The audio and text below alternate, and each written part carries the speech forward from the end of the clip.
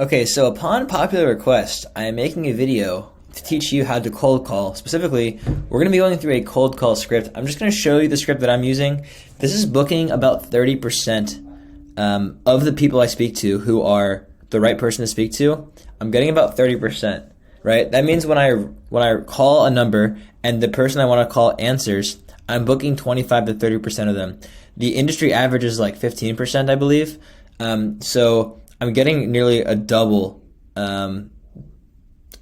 high conversion rate, twice as good, I guess is what I'm trying to say. The point is, I know how to cold call. I'm going to show you how to do it right now. This is working very well for us at Service Bell, and I want to help you do it too. This will apply to any kind of outbound cold calling you want to do. So I have the script here. I'm going to go through it.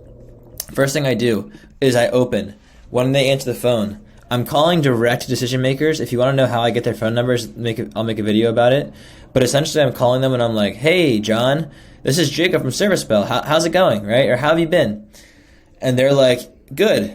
Or they're like, "Good, thanks. How are you?" And I'm like, "Great, thanks," right? So this is nothing crazy. There's a lot of debate about, which opener is best, right? Should you say, "Do you have 27 seconds of your time?" And blah, blah, blah. That's all nonsense. All you got to do is just say, hey, John, this is Jacob. How's it going, right? That's all you got to do. They'll say you can tell a lot about how warm they are and how open they are to the call based on their response. I'm calling sales people, specifically sales directors, right now, and they do a lot of cold calling themselves. So a lot of them are actually open to cold calls because they get cold calls a lot, and they cold call a lot. So they're kind of more open to it. Sometimes they'll immediately comment and say, "Great, what are you selling me? Why are you cold calling me?" And instead of trying to fight off their objection, I'll just joke with them and I'll say something like, "Well, I guess you smelled me out right away. I guess my intro's pretty bad, huh?" And then they just start laughing, and then it's usually I can go into my pitch. So the next thing you do after this first intro part is the following. The reason for the call is, right? The reason I'm calling you is, you have to say that the reason for the call is, and you got to have a good reason for the call, right? People want to know why they're being called. You can't just call them, and they want to know why you're calling them immediately. When you don't tell them why you're calling them, they're not going to like it. So you start the call by saying the reason for the call is, and the way I'm saying it is the following. I just say, "Hey, something." This is generally the idea of what I'm doing. I tell them about a priority that I know that they have based on a conversation I've had with other people just like them, and I'm telling them how my product helps with that, and I'm asking how they're currently handling that situation. So for example, Service Bell, if you haven't seen it before, it allows you to actually video call people and call them while they're on your website before they even have to give you their phone number, which means you can do a lot of things: qualify more leads, increase your website's conversion rate.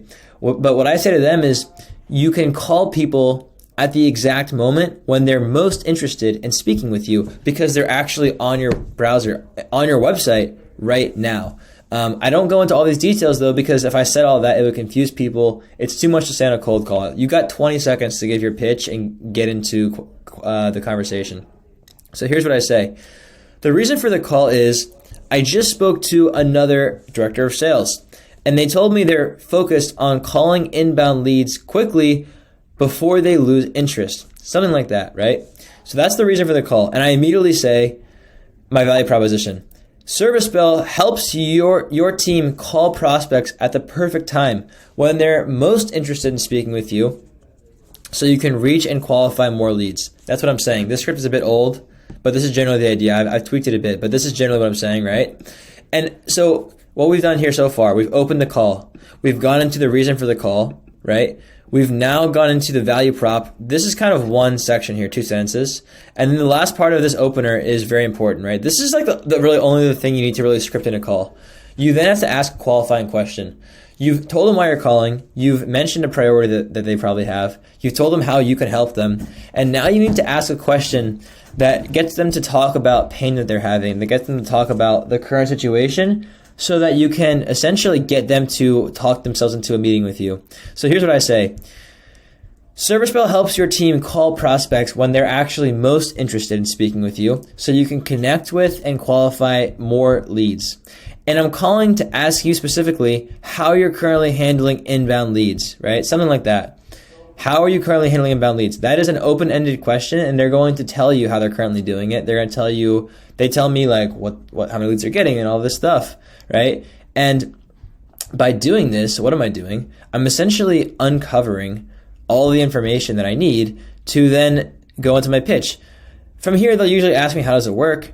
And I tell them, you can start an instant meeting on your website by calling your website visitors with a video call. It's kind of like intercom on steroids. And then I tell them, if you have a moment right now, I can actually show you. And I get them to go to servicebell.com, and then I call them with ServiceBell. And they see the product, and they love it. The thing is, this will not work for any other product because ServiceBell is so unique, so you can't steal that strategy. But for the most part, at this point, the whole point is I either show them ServiceBell, because I know it'll hook them, or I'll just say, look, I'd love to show you. This is how it works. I think it could really help you. It's helped one of our other customers boost their sales qualified leads by over 50%. I'm sure I can help you as well. Are you around for 15 to 30 minutes later this week or next week, just for a brief intro call to understand, understand your current context, your goals, and see how we might be able to work together? See how our goals might align, something like that. You essentially have to make the ask. You have to close on next steps. That's always going to be a meeting. For the most part, you got to be selling time. So at this point, we've opened. Hey, how are you? Good, great. The reason I'm calling you is this is my value prop. How are you currently doing this right now? Go into a conversation, get into the back and forth. And then once you smell blood in the water, use their momentum and go for the kill. Great. This sounds awesome. It sounds like there might be a fit here. I'd love to discuss further on another call. How are you this time or that time? You're going to get a lot of objections, by the way, and if you want, I can make a whole video about handling objections. But essentially what you need to do, I get people telling me I'm not the right person for this. I get people telling me that, this is not a good time. I get people telling me that, we're doing this X, Y, and Z. If they say I'm not the right person, I'll say that's totally fine. Actually,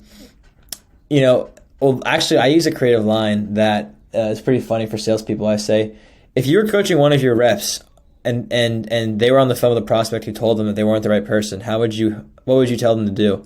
And they usually will tell, well, I guess you got to overcome the objection, and they start laughing and they'll take the meeting. If they say now's not a good time, call me back in a month or two, I say, great, I'd love to chat in a month or two. What's your email?